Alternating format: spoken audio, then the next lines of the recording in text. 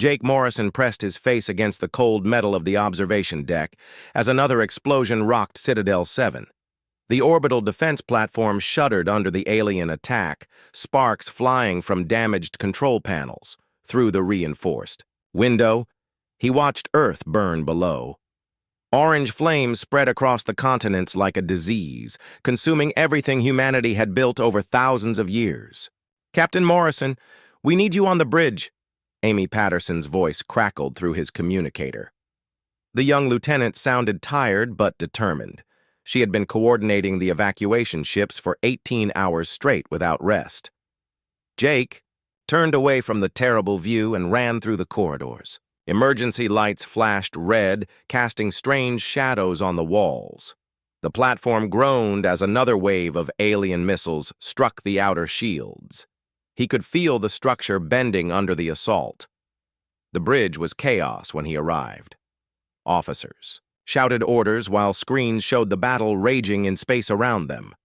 Hundreds of alien ships surrounded the 3 remaining human defense platforms. Their sleek black vessels moved like sharks through the void, firing weapons that turned human ships into clouds of glowing gas. "Report!" Jake commanded as he took his position in the captain's chair. "Citadel 5 just went dark," reported Lieutenant Steve Carter from the weapons station. "That leaves just us and Citadel 9. The evacuation ships are still loading civilians." From the surface, Jake studied the tactical display. 12 alien species made up the Zephyrian collective, and their combined fleet was enormous. For 300 years, they had swept across the galaxy, conquering every world in their path. No species had ever successfully resisted them. Humanity was supposed to be just another easy victory. "How long until the last transport is loaded?"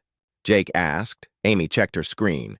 20 minutes if we're lucky. The spaceport in New Geneva is still under attack. Colonel Ben Harper is trying to hold the landing zone, but his forces are running out of ammunition.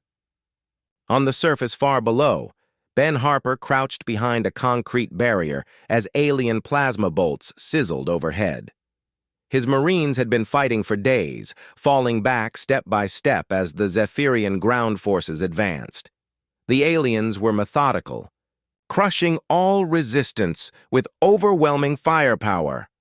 "All squads, concentrate fire on the left flank," Ben shouted into his radio.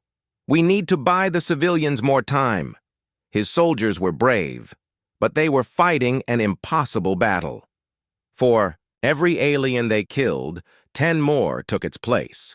The enemy had numbers, superior technology, and time on their side. Ben knew they couldn't hold much longer. Back on Citadel 7, Jake watched as another transport ship launched from Earth's surface, its hull glowing as it climbed through the atmosphere. Each ship carried thousands of refugees, fleeing to distant colonies that might survive what was coming. "Incoming transmission from the Zephyrian flagship," Amy reported.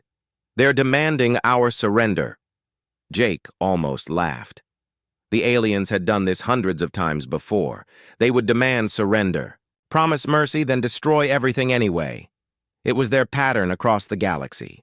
"Tell them we're too busy to talk," he said. The alien assault intensified. Energy beams lanced out from their ships, striking Citadel 7's shields with tremendous force. The defensive barriers flickered and sparked, nearly failing under the EO. "Constant bombardment. Shields down to 30%, Steve reported. "We can't take much more of this." That was when Jake remembered the strange discovery his archaeological team had made just days before the invasion. Deep beneath Earth's surface, in caverns that seemed impossibly ancient, they had found ruins covered in hieroglyphs. The symbols didn't match any known human language, yet somehow Jake could almost understand them. "Amy, do we still have access to the archaeological site in Sector 7? He asked. She looked confused, but checked her systems. "Yes, sir, the underground facility is still operational. Why?" Jake was already moving toward the emergency transport bay. "Take command of the bridge. If I'm not back in 10 minutes, get everyone to the escape pods." "Where are you going?" Amy called after him. "To try something crazy," Jake replied as the transport doors closed. The small ship dropped through Earth's burning atmosphere like a falling star. Jake piloted it manually, dodging chunks of debris and alien fighters. The archaeological site was hidden in a mountain range that was somehow still intact. He landed hard and ran through the excavated tunnels. The ancient chamber was exactly as his team had left it, filled with strange symbols carved into walls of unknown metal. In the center stood a circular device covered in the same hieroglyphs. Jake placed his hands on the device's surface. The metal was warm, almost alive under his touch. The symbols began to glow with a soft blue light, pulsing like a heartbeat. Something deep in his mind whispered that this was the right choice, though he didn't understand why. Energy surged through the device and into Jake's body. He felt something awakening, something that had been sleeping in his blood for generations. The machine hummed louder, and suddenly a pulse of brilliant light shot upward through the rock, through the atmosphere, and out into space. The pulse spread across the galaxy at impossible speed, reaching distant stars in seconds. On worlds scattered throughout the void, similar devices responded to the signal. Things that had been dormant for 10,000 years began to stir. Jake collapsed as the device went silent. Above him, the battle for Earth continued. But something fundamental had changed. The Zephyrian Collective had just awakened an enemy they never knew existed. 3 months had passed since Earth fell silent. Jake Morrison stood on the bridge of the salvaged cruiser Defiance, watching asteroid fragments drift past the viewport. The ship was a patchwork of human and alien technology, held together by determination and spare parts. Around him, the bridge crew worked quietly at their stations, their faces showing the strain of constant hiding. The human fleet was small now, just 12 ships carrying the survivors from the orbital platforms. They had been running ever since that final day, jumping from system to system, always staying ahead of Zephyrian patrol ships. Food was running low and their fuel reserves were nearly empty. "Any word from the other survivor groups?" Jake asked. Amy Patterson, who now served as his communications officer and unofficial second-in-command, Amy shook her head. "Still nothing from the colonies in the outer rim. The long-range sensors show a lot of Zephyrian activity in those sectors, but no human signals." Jake nodded grimly. They had tried to contact other human settlements for weeks, but the galaxy had gone quiet. Either the colonies had been destroyed, or they were hiding so well that even their own people couldn't find them. "Captain," called Lisa Chen from the science station. The young doctor had become their chief researcher after the evacuation, studying the strange readings they had detected across the galaxy. "I'm picking up something unusual on the deep space scanners." Jake moved to her station. "What kind of something?" "Zephyrian distress signals," Lisa said, adjusting her instruments. "Multiple ships reporting system failures and requesting assistance. But here's the strange part. The signals cut off mid-transmission, like the ships just vanished. This was not the first such report. For weeks, they had been intercepting fragments of alien communications that made no sense. Zephyrian fleets were disappearing without explanation. Entire battle groups would go silent in the middle of routine patrols. "Show me the locations," Jake ordered. Lisa brought up a star chart on the main screen. Red dots marked the last known positions of missing alien ships. The pattern was scattered across several sectors with no obvious connection between the incidents. "Any signs of battle damage or weapons fire?" Jake asked. "That's just it," Lisa replied. "There's no debris, no energy signatures, nothing. The ships are just gone." Ben Harper entered the bridge, still wearing his combat armor from the morning patrol. The colonel had been leading scouting missions to nearby systems, searching for supplies and information. His face was grim as he approached Jake. "We found something," Ben said without preamble. "A Zephyrian colony world about 6 light years from here. Completely abandoned." Jake raised an eyebrow. "Destroyed?" "No, sir, abandoned. The cities are intact, power systems still running, but not a single living soul anywhere. It's like they all just got up and left in the middle of their daily routines. Food still on tables, vehicles parked in the streets, everything normal. Except for the complete absence of people. Amy looked up from her station. That's the third abandoned Zephyrian world we've found. What could make an entire species just disappear? Jake had been wondering the same thing. The Zephyrian collective was the most powerful force in the galaxy, but something was making them vanish without a trace. Whatever it was beyond anything humanity had ever encountered. There's something else, Ben continued. The colonists left behind their historical records. According to their data, strange things have been happening across their territory for the past month. Ships losing contact, worlds going silent, even their command structure seems to be falling apart. Lisa looked up from her console. Captain, I'm starting to think this began around the same time as the battle for Earth. Could there be a connection?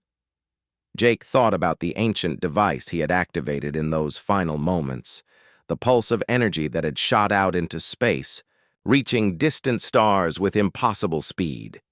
He had felt something change when he touched that machine, something awakening in his mind. Run a comparison, he ordered. Check the timeline of Zephyrian disappearances against our last transmission, from Earth. Lisa's fingers flew over her keyboard as she pulled up the data. After several minutes, she looked up with surprise. Sir, the first reported Zephyrian incident occurred exactly 17 hours after you activated that device on Earth. The disappearances have been spreading outward from that point ever since. The bridge fell silent as everyone absorbed this information. Jake felt a chill run down his spine. Had he somehow caused this? Was the device responsible for whatever was happening to the Zephyrians? There's more, Lisa continued. I've been analyzing the bioscanners on all our ships. Something interesting is happening to our people. Enhanced reflexes, improved pattern, recognition, faster healing rates. It's subtle, but it's definitely there. Amy stood up from her station. I've noticed it too. The communications arrays are responding faster to my commands, almost like they're anticipating what I want them to do. Ben nodded in agreement. My soldiers have been performing better in training exercises, faster reaction times, better accuracy, improved tactical thinking. I thought it was just experience from the fighting on Earth, but now I'm not so sure. Jake looked around the bridge at his crew. They all seemed more alert, more focused than they had been months ago. Even their movements were more fluid, more precise. Something was definitely changing. Dr. Chen, I want you to run full medical scans on everyone, Jake ordered. Find out exactly what's happening to us. Over the next several days, Lisa worked tirelessly to analyze the data. What she found was both fascinating and disturbing. The human genome was changing, expressing genetic sequences that had been dormant for generations. Brain activity was increasing in areas responsible for spatial reasoning and pattern recognition. It's like someone flipped a switch in our DNA, Lisa explained to Jake in the medical bay. These genetic sequences were always there, but they were inactive. Something triggered them to start working again. The device on Earth? Jake asked. That would be my guess. The timing matches perfectly. Jake stared at the test results on Lisa's screen. Humanity was evolving, becoming something more than they had been before. But into what? And why now? Keep this information classified for now, he told Lisa. Until we understand what's happening, we don't want to cause panic among the survivors. But Jake had a feeling that this was only the beginning. Whatever had awakened in human DNA was connected to the disappearing Zephyrians. The galaxy was changing, and humanity was at the center of it. In the depths of space, ancient machines stirred to life on forgotten worlds. The signal from Earth had reached them, activating systems that had waited 10,000 years for this moment. Across the galaxy, the descendants of a long-dead civilization were finally coming home. 6 months after Earth's fall, Jake Morrison's small fleet drifted through empty space, following a signal that shouldn't exist. The deep space sensors had detected something massive hiding in the void between star systems, something that seemed To be calling to them. There, Amy Patterson pointed at the main screen. 2 degrees to starboard. Jake leaned forward in his captain's chair as the object came into view. It was enormous, easily the size of a small moon, but clearly artificial. The structure was covered in the same strange symbols they had found in Earth's ancient ruins, glowing with a soft blue light that pulsed like a heartbeat. "I've never seen anything like it," whispered Lisa Chen from her science station. "The energy readings are off the charts, but it's not showing up on any of our databases." Ben Harper studied the tactical display with suspicion. "Could be a trap. The Zephyrians might be using it as bait." But Jake felt something different. The moment the structure had appeared on their sensors, something in his mind had responded. It was familiar somehow, like a half-remembered dream from childhood. "Take us closer," he ordered, "but keep the weapons ready." As the Defiance approached the mysterious structure, panels began opening along its surface. Docking bays emerged, from what had appeared to be solid metal, clearly designed for ships exactly like theirs. "It's responding to our presence," Amy reported with amazement. "The structure is reconfiguring itself to accommodate us." Jake made a decision that surprised even himself. "Take us into the central docking bay. I think we're supposed to be here." The human fleet slipped inside the massive structure like children returning home. The moment their ships touched down, the artificial gravity activated, and breathable atmosphere began filling the chamber. Lights came on throughout the facility, revealing corridors and rooms that stretched as far as the eye could see. "Atmospheric. Analysis shows standard oxygen-nitrogen mix," Lisa announced. "Temperature and pressure are perfect for human habitation. It's like this place was built specifically for us." Jake led the first exploration team through the corridors, with Amy, Ben, and Lisa close behind. The walls were covered in the same hieroglyphs they had seen on Earth, but here they were larger, more detailed, telling a story in pictures and symbols. "Captain," Amy called from ahead, "you need to see this." She had stopped in front of a massive wall covered in star charts. But these weren't maps of any galaxy they recognized. The stellar positions were ancient, showing the cosmos as it had existed millions of years ago. "Look at the markings." Lisa pointed to symbols scattered across the chart. "They correspond to locations where we've found similar ruins. Earth, the abandoned Zephyrian worlds, even some of the planets in our outer colonies." Jake studied the patterns. "It's like someone was seeding the galaxy with these sites. But who? And why?" Their answer came when they reached the center of the facility. The main chamber was vast, with a ceiling that disappeared into darkness above. In the center stood a pillar of the same strange metal, humming with barely contained energy. As Jake approached, the pillar began to glow brighter. Symbols raced across its surface, and suddenly a voice spoke directly into their minds. Not through their ears, but through their thoughts themselves. "Welcome home, children of the architects." The team froze as images flooded their consciousness. They saw a galaxy teeming with life, ruled by beings of incredible wisdom and power. The architects had built wonders beyond imagination, reshaping stars and creating worlds to suit their needs. "We were not the first intelligent species in this galaxy," the voice continued. "And somehow they knew it was an artificial intelligence, a computer program left behind by the architects themselves. But we were the most successful. For millions of years, we guided the growth of younger civilizations, teaching them to reach for the stars." More images flashed through their minds. Great wars against something dark and terrible, entities that existed between dimensions and fed on the destruction of entire worlds. The architects fighting a desperate battle against forces that conventional weapons could not touch. "The Devourers came from beyond our galaxy," the AI explained. "They consumed entire stellar clusters, leaving nothing but empty void in their wake. We fought them for 1,000 years, but their power was too great for physical beings to overcome." The final images showed the architects making an incredible sacrifice. Rather than face extinction, they had chosen to evolve beyond physical form, becoming beings of pure thought and energy. But they couldn't abandon the galaxy completely. "We seeded hundreds of worlds with our genetic legacy," the AI continued. "Our children would grow and develop in isolation, becoming something new, something that could bridge the gap between physical and metaphysical existence." Jake felt understanding dawn on him. "Humans. We're their descendants. You are the children we hoped you would become. The pulse you sent from Earth was the signal we programmed into your DNA. The call that would awaken your true heritage when the galaxy faced its greatest threat." Amy stepped forward. "The Zephyrian Collective?" "No. The Collective are also our children, though they do not know it. Their aggression stems from genetic memories of the Devourer threat. They have been preparing for a war they don't consciously remember." Ben studied the tactical displays that had appeared around the chamber.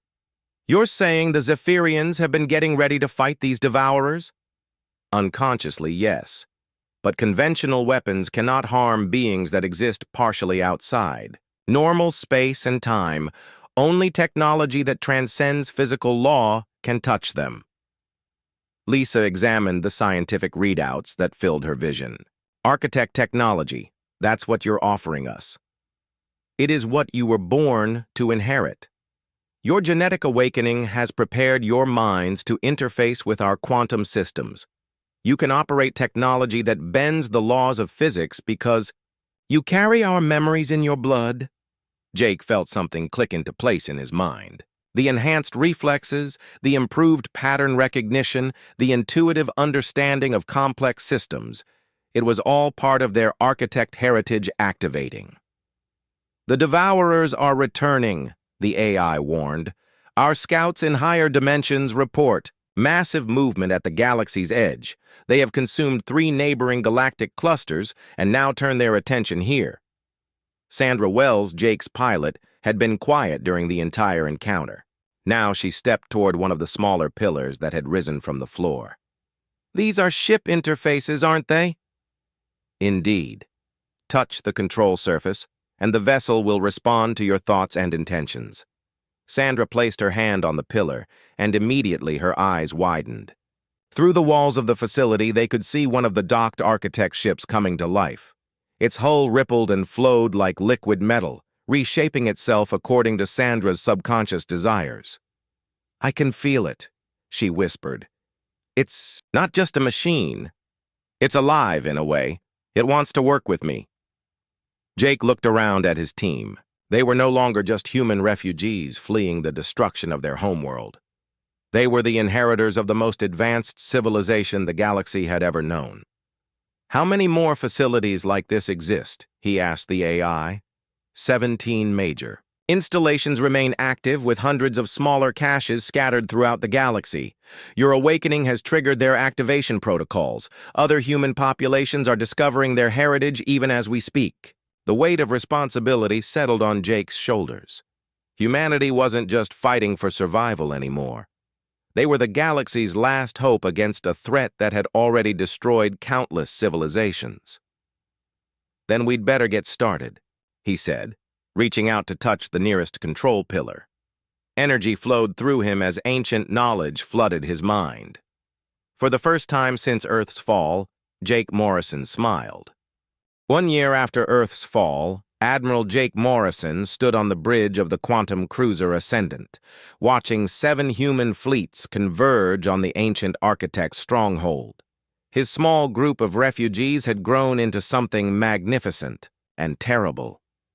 Ships that defied conventional physics hung in space around him, their hulls shimmering with energy that existed partially outside normal reality. The transformation had been remarkable. Once Amy Patterson had established contact with other awakened human populations, they discovered that their species had been scattered across hundreds of worlds. Colonies that had been silent for generations suddenly revealed themselves, their populations already beginning to show signs of genetic awakening. "Final fleet arriving in Sector 7, reported Captain Sandra Wells from the pilot station. Her connection to the ship's quantum systems had grown so strong that she barely needed to touch the controls anymore. The vessel responded to her thoughts as naturally as her own body. Jake nodded and opened a communication channel to all fleet commanders. "This is Admiral Morrison to all vessels. Status report." "Admiral, this is Commander Tony Brooks of the Meridian Fleet," came the first response. 47 ships operational, all crews showing full genetic activation. We're ready for whatever comes next. "Commander Kate Phillips, Outer Rim Division," reported another voice. 32 vessels, including 6 heavy quantum destroyers. Our population has grown to nearly 500,000 awakened humans. The reports continued as fleet after fleet checked in. Nearly 200 ships now carried the descendants of the architects, and their numbers were growing daily as more colonies revealed themselves. Dr. Lisa Chen approached Jake with her latest research findings. Over the past year, she had become their leading expert on architect technology and human genetic evolution. "Admiral, the awakening process is accelerating," she reported. "Children born in the last few months are showing abilities we've never seen before. Enhanced spatial perception, intuitive understanding of quantum mechanics, and something else." "What kind of something else?" Jake asked. "They can perceive probability streams. These children can see multiple possible futures and choose the path they want reality to follow. It's like they're naturally attuned to the quantum nature of existence." Jake felt a chill run down his spine. Humanity was evolving beyond anything their ancestors could have imagined. But with great power came great responsibility, and the threat they faced was unlike anything the galaxy had ever seen. "Any word from the Zephyrian Collective?" he asked Amy, who now served as his chief diplomatic officer. "Their communications are becoming more desperate," Amy replied. "Overlord Kethvar has been requesting negotiations for weeks. His fleets are taking massive losses to an enemy they can't even see properly. The Devourers had begun their invasion 3 months ago. Unlike conventional invaders, they didn't conquer worlds. They consumed them entirely. Planets simply vanished from existence, leaving empty space where star systems had once flourished. The Zephyrian Collective's advanced technology was useless against entities that existed between dimensions. "Put me through to the Zephyrian command ship," Jake ordered. The main screen shimmered, and suddenly they were looking at Overlord Kethvar. The alien leader had once been humanity's greatest enemy, commanding the fleets that destroyed Earth. Now he looked desperate, his usual arrogance replaced by fear. "Admiral Morrison," Kethvar said, his translator rendering his words in accented English. "My people are dying. These Devourers destroy everything they touch. Our weapons pass through them like they don't exist. They exist partially outside normal space-time," Jake explained. "Conventional matter can't interact with them directly. You need quantum manipulation to affect their dimensional matrices." Kethvar's alien features showed confusion. "Quantum manipulation? Our scientists have theorized about such technology, but deemed it impossible." "Not impossible," Jake said. "Just beyond your current understanding. But we're willing to help you." The alien leader's eyes widened. "You would aid us? After what we did to your homeworld?" Jake looked around his bridge at the humans who had once been refugees and were now the inheritors of godlike technology. "The Devourers threaten all life in this galaxy. Former enemies become allies when facing extinction." Amy leaned forward. "We propose a joint defense agreement. The collective provides industrial capacity and conventional forces. Humanity provides quantum technology and strategic coordination. What do you require in return?" Kethvar asked suspiciously. "Nothing," Jake replied. "The survival of the galaxy is payment enough." Colonel Ben Harper, now commanding the joint military forces, brought up tactical displays showing Devourer movements at the galaxy's edge. His understanding of quantum warfare had grown tremendously as his architect heritage awakened. "The enemy advances in waves," Ben explained to the combined human and Zephyrian officers. They consume star systems to fuel their dimensional engines, then move to the next target. But they have a weakness. The display zoomed in on a recent battle zone where Ben's forces had engaged Devourer scouts. They can only exist in our reality for limited periods.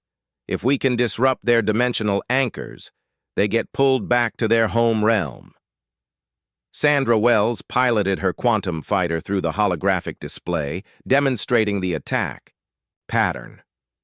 Our ships can phase between dimensions to strike their weak points, but we need conventional forces to draw their attention while we position for quantum strikes. Kethavar studied the tactical information with growing understanding. A coordinated assault. Your quantum vessels attack their dimensional matrix while our fleets provide distraction. Exactly, Jake confirmed. But there's something else. Doctor, Chen has discovered that the original architects didn't disappear completely. Lisa stepped forward with her latest findings. They evolved beyond physical form, but maintained a presence in higher dimensions. Through quantum resonance, we can communicate with them directly. The implications were staggering. The most advanced civilization in galactic history was still fighting the Devourers, but from a realm beyond normal space and time. Humanity could serve as their anchor in physical reality. The final battle approaches, Jake announced to the combined fleets. Long range. Sensors show the main Devourer force massing at the galactic rim. They've consumed enough matter to fuel a full-scale invasion. Amy coordinated with dozens of human colonies as final preparations began. Entire worlds were evacuating their populations to hidden strongholds, while architect technology facilities went online across the galaxy. Ben Harper led joint training exercises, teaching Zephyrian commanders how to coordinate with quantum-capable human vessels. The former enemies worked together with growing respect and understanding. Devourer Vanguard entering the outer systems, Sandra reported from her scout ship. Estimated time to contact, 72 hours. Jake felt the weight of galactic civilization resting on his shoulders. A year ago, he had been a simple defense. Platform captain watching his homeworld burn. Now he commanded technology beyond imagination and carried the hopes of countless species. All fleets prepare for quantum jump to the front lines, he ordered. It's time to show the Devourers that this galaxy is defended. As the combined human and Zephyrian fleets prepared to depart, Jake touched the quantum interface on his command chair. Immediately, he felt his consciousness expand beyond his physical body. For a brief moment, he touched the minds of the ascended, architects feeling their ancient wisdom and determination. The battle for the galaxy was about to begin, and humanity had finally found its true purpose. They were no longer refugees or survivors. They were the bridge between physical and metaphysical existence, the guardians of reality itself. The Devourers had consumed 3 galaxies, but they had never faced an enemy like the awakened descendants of the architects. Jake Morrison smiled grimly as his fleet jumped into quantum space, carrying the hopes of an entire galaxy into the greatest battle in cosmic history. 18 months after Earth's apparent destruction, Admiral Jake Morrison stood before the Galactic Council in a chamber that existed partially outside normal space. Representatives from hundreds of species filled the quantum amphitheater, their forms shimmering as the dimensional viewing system allowed beings from across the galaxy to attend simultaneously. The human hegemony had grown beyond Jake's wildest dreams. What had started as a handful of refugee ships was now a civilization spanning dozens of star systems. The awakened humans had reclaimed their architect heritage so completely that they could reshape matter with their thoughts and travel through quantum dimensions as easily as walking through a door. The situation at the galactic rim grows worse daily, reported General Ben Harper, his image projected from the front lines. The Devourer advanced scouts have consumed 17 star systems. In the past month, our quantum strikes are slowing them down, but they're adapting to our tactics. Jake nodded grimly. The first engagements with the Devourers had been successful, but the enemy was learning. Each battle taught them more about how to defend against quantum manipulation. Chancellor Patterson, what's the status of the refugee evacuation? Jake asked. Amy stood at the diplomatic podium, her role having evolved from communications officer to the voice of human civilization. We've successfully relocated the populations of 43 worlds to protected systems. The Zephyrian Collective has provided transportation for over 2 billion civilians. The alliance between humanity and their former enemies had shocked the galaxy. Overlord Kethvar now sat in the council chamber as an equal partner, his massive form hunched over tactical displays as he coordinated joint operations. Admiral Morrison, Kethvar spoke in his gravelly voice. My scientists have completed their analysis of the Devourer technology. We believe we understand why they're so difficult to defeat. Dr. Lisa Chen activated her holographic presentation, showing complex dimensional mathematics that would have been incomprehensible to humans just 2 years ago. Now, thanks to their genetic awakening, even civilian populations could grasp concepts that had once been beyond their greatest scientists. The Devourers exist in a state of quantum superposition, Lisa explained. They're simultaneously in our dimension and their home realm. When we attack them in normal space, we're only hitting a shadow of their true form. But our quantum weapons can reach them, added Captain Sandra Wells, now commanding her own squadron of dimensional fighters. The problem is that they're starting to shield their quantum signatures. Jake studied the data with growing concern. The Devourers weren't just mindless destroyers. They were learning, evolving their tactics with each encounter. Worse, their consumption of entire star systems was providing them with enormous amounts of energy to fuel their invasion. There's something else, Lisa continued. I've been analyzing the quantum resonance patterns from our communication attempts with the Ascended Architects. They're not just fighting in higher dimensions. They're losing. A shocked silence filled the chamber. The original architects were the most advanced beings in galactic history, possessing technology that transcended physical law. If they were losing their dimensional war, what hope did anyone have? The Devourers have been fighting this battle for millions of years, Lisa explained. They've consumed hundreds of galaxies, growing stronger with each victory. The Ascended Architects are powerful, but they're vastly outnumbered. Jake felt the weight of cosmic responsibility settling on his shoulders. Humanity hadn't just inherited advanced technology. They had inherited a war that threatened the very fabric of reality. What do the architects recommend? He asked. They want us to attempt direct contact, Lisa replied. Not just quantum communication, but actual dimensional translation. They believe that physical beings with architect heritage might be able to operate in their realm while maintaining our connection to normal space. The implications were staggering.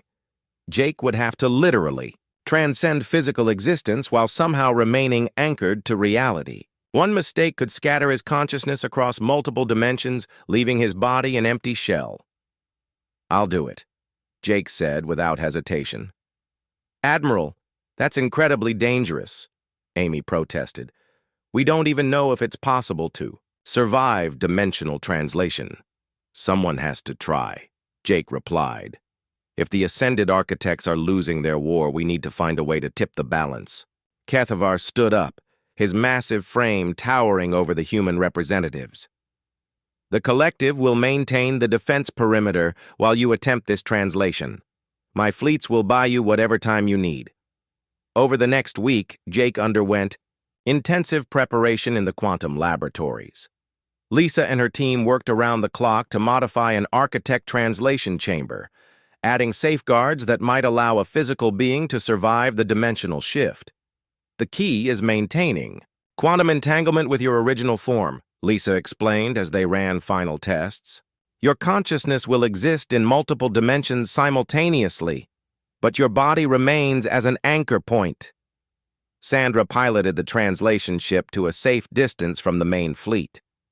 If something went wrong during the procedure, the dimensional feedback could destroy everything within several light years. All systems ready, she reported. Quantum field generators are stable. Jake lay down in the translation chamber, feeling the strange, tingling sensation as exotic energy fields surrounded his body. Begin the sequence. Reality dissolved around him as his consciousness expanded beyond physical limitations. Suddenly, Jake existed in a realm where thought became substance and will shape the very fabric of existence. He could perceive the entire galaxy as a living entity, its billions of stars connected by streams of quantum energy, and he could see the war.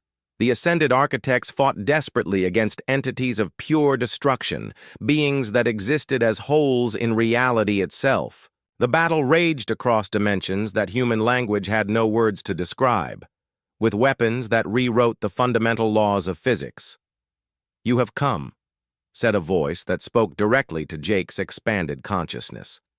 "We are the remnant of those who chose transcendence. We have fought the devourers for eons, but our strength wanes." Jake perceived the scope of the conflict and felt despair wash over him. The devourers were winning through sheer attrition, wearing down the architects through endless combat across multiple dimensional fronts. There must be a way to stop them, Jake projected his thoughts. There is, but it requires a sacrifice beyond measure. The devourers feed on the destruction of physical matter, but they cannot consume what does not exist in normal space. If the galaxy could be temporarily shifted out of phase with reality, they would starve. The implications hit Jake like a physical blow. "You're talking about moving the entire galaxy into quantum superposition." "Yes. But such an action requires unprecedented coordination between physical and metaphysical forces. The awakened humans must serve as anchors while the ascended architects provide the dimensional energy." Jake understood now why his consciousness had been translated to this realm. The final battle wouldn't be fought with weapons or fleets. It would be won by rewriting reality itself. "How long do we have?" he asked. "The main devourer force masses at the galactic edge.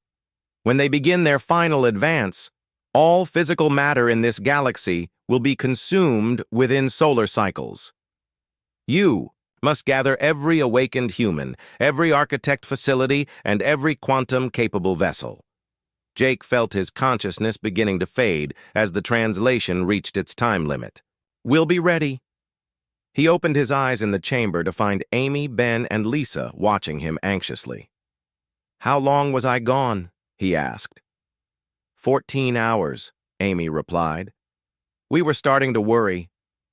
Jake sat up slowly, his mind still reeling from the cosmic perspective he had gained. "Contact all fleet commanders. We're going to attempt something that's never been done before. We're going to save the galaxy by making it disappear." 2 years after humanity's supposed extinction, Admiral Jake Morrison stood at the center of the largest quantum array ever constructed. The massive station existed simultaneously in 17 dimensions, its crystalline structures pulsing with energy that could reshape reality itself.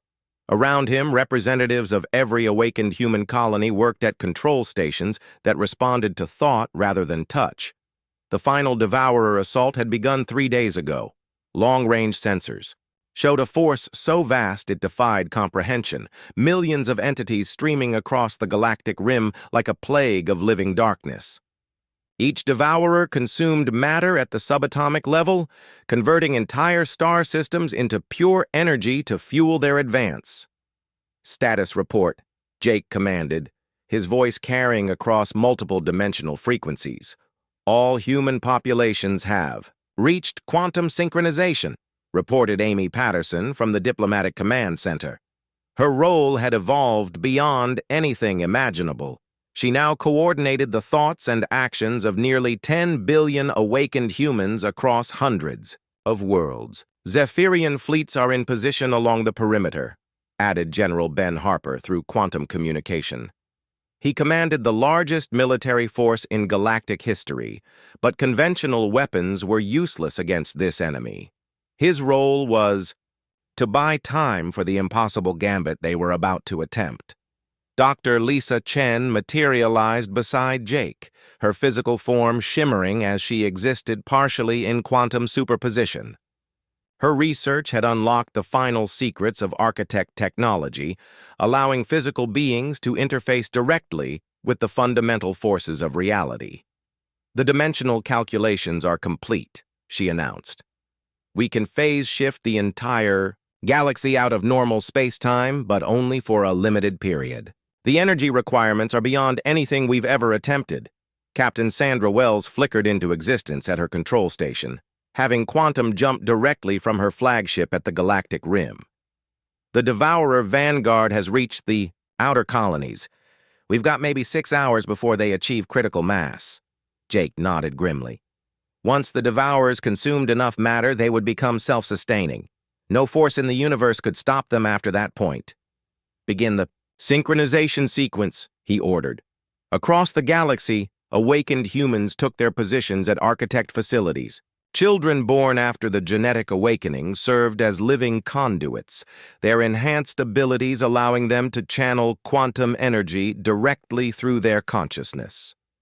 Adults who remembered the old world before the awakening worked in perfect harmony with technology that transcended physical law. On the front lines, Overlord Kethvar led his fleets in a desperate holding action. The Zephyrian Collective had thrown everything they had into this final battle, knowing that failure meant the extinction of all life in the galaxy. "Human vessels, this is Kethvar," the alien commander's voice crackled across the quantum network. "The enemy has broken through Sector 7. We cannot hold them much longer." Jake watched the tactical display as red markers showed Devourer forces penetrating deeper into defended space. Each symbol represented the annihilation of countless worlds, billions of lives snuffed out in an instant. "All stations, begin phase 1, Jake announced. The quantum array came alive with impossible energies. Throughout the galaxy, architect facilities activated in perfect synchronization, their combined output beginning to affect the fundamental structure of space-time itself. Stars flickered as reality wavered around them. "I'm reading massive dimensional instabilities," Lisa reported. "The galaxy is starting to shift out of phase with normal reality." But the process was taking too long. Devourer forces continued their advance, consuming everything in their path and growing stronger with each system they destroyed. "Jake," Amy's voice carried a note of desperation. "The Ascended Architects are requesting immediate contact. They say it's critical." Jake closed his eyes and let his consciousness expand into the higher dimensions. Immediately, he found himself in the metaphysical realm, where the original architects continued their eternal war. The Devourers adapt faster than we anticipated. The collective consciousness of the Ascended Architects communicated. "They are beginning to follow the galaxy's phase shift. We need a different approach." "What do you mean?" Jake projected his thoughts. "Not phase shifting away from reality, but rewriting the fundamental constants that allow the Devourers to exist. You must convince every awakened human to merge temporarily with our collective consciousness. Together, we can alter the quantum foundation of local space-time." The implications terrified Jake. They were talking about temporarily abandoning individual existence, merging 10 billion human minds with beings that had transcended physical form eons ago. There was no guarantee that individual consciousness could survive such a merger. "How do I convince people to risk their very existence?" Jake asked. "By reminding them what they are fighting for," came the reply. "The choice is between temporary transcendence and permanent extinction." Jake returned his consciousness to his physical body and opened a galaxy-wide communication channel. Every awakened human across hundreds of worlds could hear his words. "My fellow humans," he began, "we face a choice that will define not just our species, but the fate of all life in this galaxy. The Devourers cannot be defeated by conventional means. They can only be stopped by rewriting reality itself." He explained the plan in terms that even children could understand. Every human would need to surrender their individual consciousness, temporarily joining with the ascended architects in a collective mind powerful enough to alter the laws of physics. "I won't lie to you," Jake continued. "This is dangerous beyond measure. We might not survive as individuals, but if we do nothing, everything we've fought for will be consumed by darkness." The response was immediate and unanimous. Across the galaxy, awakened humans began the merger process without hesitation. Parents held their children as their consciousness expanded beyond individual existence. Soldiers continued fighting even as their minds joined the growing collective. Jake felt his own awareness dissolving into something vastly greater. He was no longer just Jake Morrison. He was part of a cosmic intelligence that spanned dimensions and transcended time itself. Through the collective consciousness, he could perceive the entire galaxy as a living entity, and he could see what needed to be done. Working together, the merged consciousness of humans and ascended architects began, rewriting the quantum foundations of local space. The speed of light changed. The strong nuclear force weakened. The electromagnetic spectrum shifted into new configurations. The Devourers, dependent on specific physical constants to maintain their dimensional existence, found themselves unable to function in the altered reality. One by one, they were pulled back to their home dimension as the modified laws of physics rejected their presence. But the effort was enormous. Jake felt the collective consciousness beginning to fragment under the strain. Individual minds started reasserting themselves as the merger became unstable. "Now," he projected to every awakened human, "return to yourselves while the barrier holds." One by one, human consciousness separated from the collective and returned to individual bodies. Jake opened his eyes to find himself back in the quantum array, exhausted but alive. Around him, his crew was stirring as they regained individual awareness. "Report," he managed to whisper. "The Devourers are gone," Amy announced with wonder in her voice. "Long-range sensors show them retreating to extragalactic space. The altered physics make it impossible for them to exist here." Ben Harper's image appeared on the communication screen, his scarred face showing a tired smile. "All human colonies report successful consciousness restoration.